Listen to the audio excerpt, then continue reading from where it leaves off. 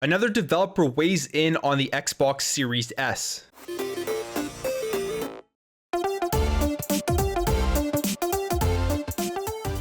The Xbox Series S has been one of the most interesting consoles since it was announced and released, because we've had so many different people coming out with different viewpoints on if the Xbox Series S is going to hold back this generation. And before we jump into this any further, if you guys are new here and you enjoy what you see throughout this video, you find it entertaining and informative, I would really appreciate you hitting that subscribe button to join this channel and help this channel grow so we can have great conversations in the comments below. The Xbox Series S has really had a division. There's been a lot of people who have come out and said that the Xbox Series S is great for what it is. It is not going to hold back the generation. And if you're wanting to play games at 1080p, 1440p, with the ability to have ray tracing, it's a great console for what it is. Most recently, we heard from Fat Shark, the developers behind the upcoming Warhammer Darktide 40,000, pretty much just saying that the Xbox Series S is something they've dealt with for a very long time now with different powered PCs, and that they just need to scale the graphical settings and the resolutions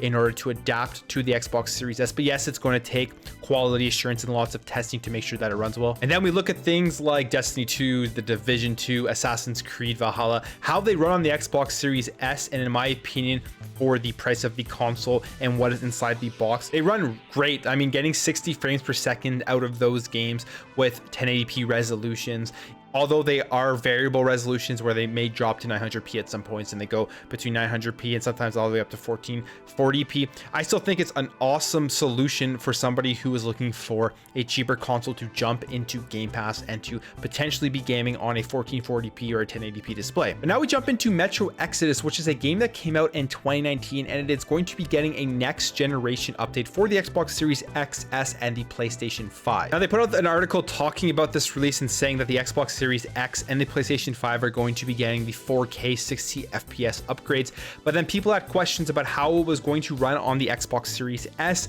And it's actually really great news. It's going to be running at 60 FPS and it's going to be in 1080p, as they say here on their tweet that they're coming out for the XS and PlayStation 5. Then you scroll down and they actually responded to a tweet here saying 1080p on the Xbox Series S with ray tracing, but they still haven't decided if the game will target 30 or 60 FPS.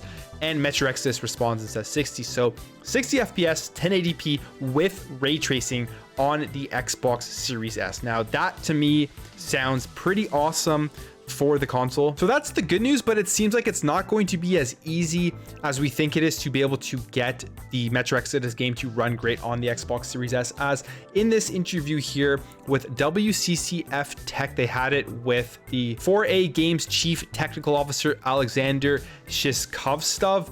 That's the best I can probably do on his name. I'm thinking that's how you say it. But anyways, they talked with him and they talked about what the difference was between working with the Xbox Series S and the Xbox Series X. And here is what he says. The RAM is not an issue for us currently, but GPU performance presents challenges for future titles. Our current renderer is designed for high spatial and temporal resolution, read 4K at 60 FPS. It is stochastic by nature. Dropping any of those would require us to do more expensive calculations, dropping performance even further.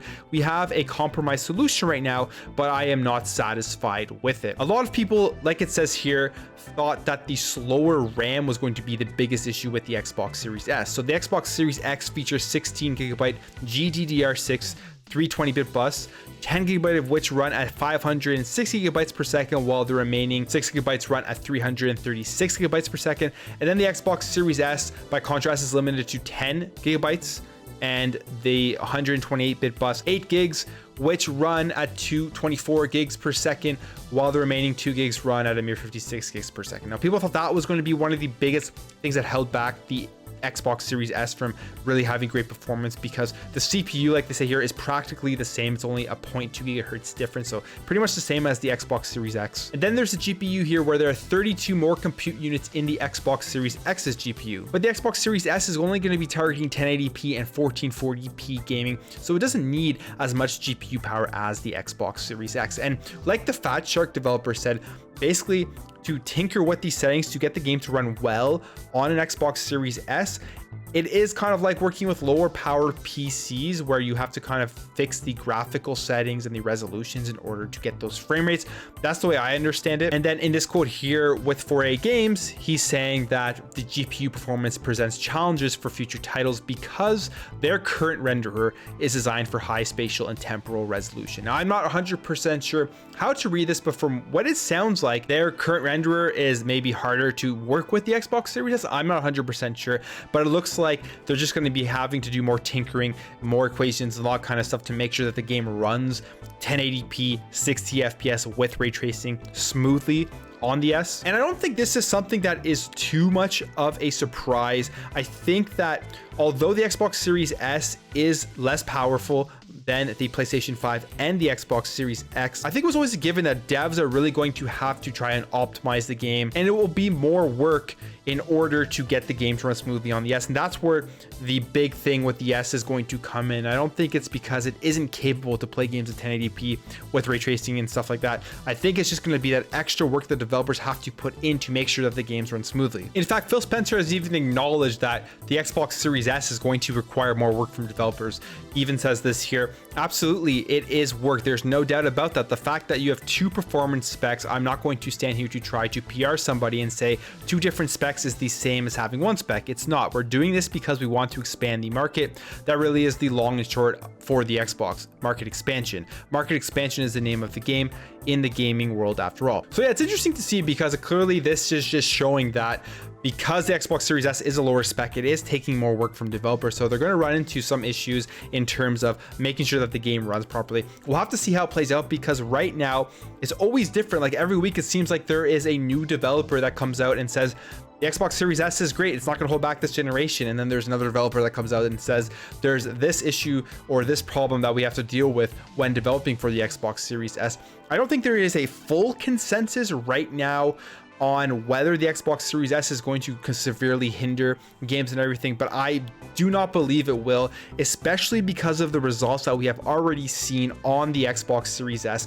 And just the fact that Metro, although they came out and they said this quote here, which doesn't really say anything like that the Xbox Series S is crappy or anything, it's pretty much just talking about their internal processes and trying to get the game to work on the Xbox Series S, and that the GPU is the thing that they have to work with the most. The fact that it is going to be running a 1080p 60 FPS at ray tracing on the S is still a really good sign for what that console is going to be able to do going forward into this next generation. Anyways, guys, that's it for me. Let me know what you think about this in the comments below, because I know there's a ton of angles when it comes to the S from developers and just from everybody out there. Do you think that the S is going to hold back this generation? Or do you think, based off of the results we've already seen with games like Destiny 2, The Division 2, Assassin's Creed Valhalla, and the fact that Metro is coming out on the S at 1080p 60 FPS with ray tracing, it really is just a matter of more work being put in order to get the games to run properly on the Xbox Series S. If you enjoyed this video, make sure to hit that thumbs up button if you are new here and you liked what you see throughout this video. I'd really appreciate you hitting that subscribe button to join this channel, help this channel grow so we can have great conversations in the comments below. Thank you again for watching. Thank you for your support, and I'll catch you in the next video.